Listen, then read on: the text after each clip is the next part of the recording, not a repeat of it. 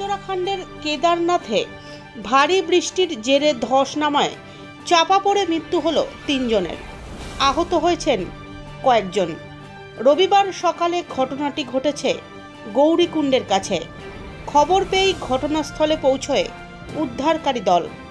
স্থানীয় সূত্রের খবর, কেদারনাথে ট্রেকিং করার পথ ধরে যাচ্ছিলেন কয়েকজন পুণ্যার্থী।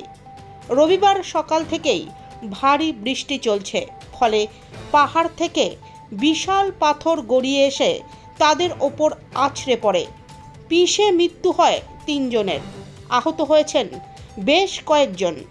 রাজ্য বিপর্যয় মোকাবিলা বাহিনী ঘটনাস্থলে পৌঁছে উদ্ধার কাজ শুরু করেছে। আহতদের উদ্ধার করে হাসপাতালে পাঠানো হয়েছে। রাজ্যের মুখ্যমন্ত্রী পুষ্কর সিংহ ধামি এক্স হ্যান্ডেলে এই ঘটনার জন্য দুঃখ প্রকাশ করেছেন।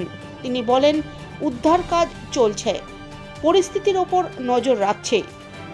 গত কয়েকদিন ধরেই উত্তরাখণ্ডে ভারী বৃষ্টি চলছে। বৃষ্টির জেরে রাজ্যের নানা প্রান্তে ধসের ঘটনা ঘটছে। আবহাওয়া দফতর জানিয়েছে, রবিবার চম্পাবত, নৈনিতাল, উধম সিংহ নগরে ভারী থেকে অতি ভারী বৃষ্টি হবে। চূড়ান্ত সতর্কতাও জারি করা হয়েছে ওই এলাকাগুলিতে। এছাড়াও পৌরি, পিথোরাগড়, বাগেশ্বর, আলমোড়ার বেশ কিছু জায়গায় ভারী বৃষ্টির সতর্কতা দেওয়া হয়েছে। ধসের আশঙ্কাও করা হচ্ছে। শনিবার ধসের জেরে টনকপুর চম্পাবত জাতীয় সড়ক বন্ধ হয়ে গিয়েছে।